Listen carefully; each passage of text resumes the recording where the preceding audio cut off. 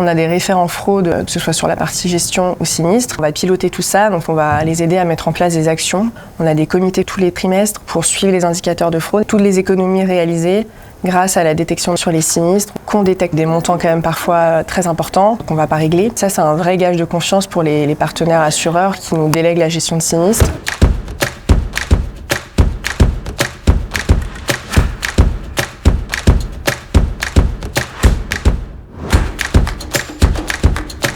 La conformité ou compliance, c'est tout un panel de réglementations qu'on va mettre en place, qu'on va mettre en œuvre à travers des procédures et qu'on va contrôler. On va vérifier derrière aussi que les procédures sont bien respectées. Lutte anti-blanchiment, fraude, la protection des données, tout ce qui est protection de la clientèle, tout ce qui est pratique commerciale, en fait, les règles de distribution, de vente des produits d'assurance. Vérifier aussi que les réclamations sont bien suivies. Les enjeux de la conformité, c'est d'anticiper tous les risques de non-conformité en fait, qu'on peut avoir au sein de la société, de les prévenir et de le contrôler.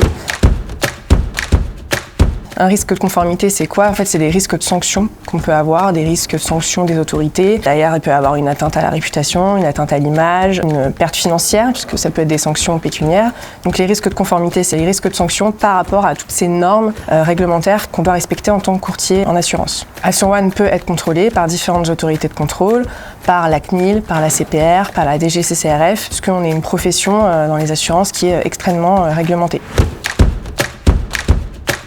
La principale thématique, c'est la protection de la clientèle. Ça englobe plusieurs sujets qu'on va suivre. On va analyser toutes les réclamations de nos clients pour se rendre compte des dysfonctionnements au sein de nos process. Et on met en place des actions. On a des comités tous les trimestres pour suivre les délais de traitement. Les assureurs qui nous délèguent la gestion souhaitent aussi qu'on respecte les règles que nous impose la CPR sur ce sujet. Après, on a des sujets plus liés aux pratiques commerciales. C'est de s'assurer que les pratiques commerciales sont bien respectées, que les ventes sont réalisées en conformité et toujours dans l'intérêt du client, qu'on le conseille bien. Il y a un vrai enjeu sur le devoir de conseil. Il y a nous, il y a les assureurs, il y a le courtier de proximité sur le terrain. Donc il faut vraiment que les pratiques commerciales soient respectées sur tout le maillon de la chaîne, quoi. Et après, on va avoir aussi des sujets sur les produits en tant que tel. Quand on va concevoir un produit, notamment avec un assureur, on va avoir tout un enjeu autour de ce produit. Quand on le distribue, on va définir une stratégie de distribution, on va faire des tests de pré-commercialisation pour s'assurer qu'il correspond bien à la cible qu'on s'est fixée et qu'il est distribué en conformité avec toute la stratégie qui a été définie. S'assurer que le produit se vend bien à la bonne cible, qui correspond aux besoins des clients, etc.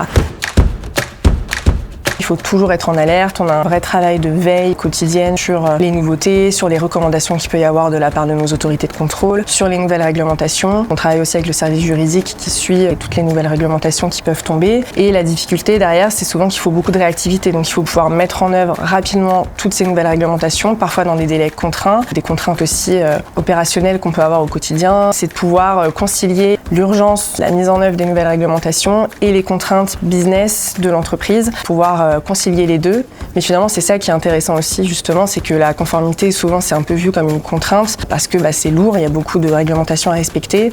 Et l'idée, c'est de pouvoir échanger avec les services, réfléchir ensemble à des solutions qu'on peut mettre en œuvre rapidement, les former sur ces sujets, qui cultivent aussi un petit peu cet esprit de conformité. Et ça nécessite une diplomatie, une pédagogie, une patience aussi. Et finalement, la difficulté, c'est surtout ça, c'est de pouvoir embarquer les gens sur ces sujets qui sont pas toujours très fun parce que c'est réglementaire et que c'est parfois contraignant pour des personnes qui sont dans l'opérationnel et dans le business. On doit aussi s'assurer que notre réseau de courtage, on le pilote, on le suit, pas uniquement sur le volume de production, on doit aussi s'assurer qu'ils font des ventes de qualité, qu'ils respectent le devoir de conseil, que les produits sont vendus à la bonne cible. Donc il y a aussi de notre part en tant que grossiste un enjeu de surveiller notre réseau et de le contrôler sur ces sujets-là. Et tout le monde se doit de respecter la réglementation. C'est vraiment un gage de confiance pour nos partenaires assureurs qui nous auditent pratiquement tous les ans.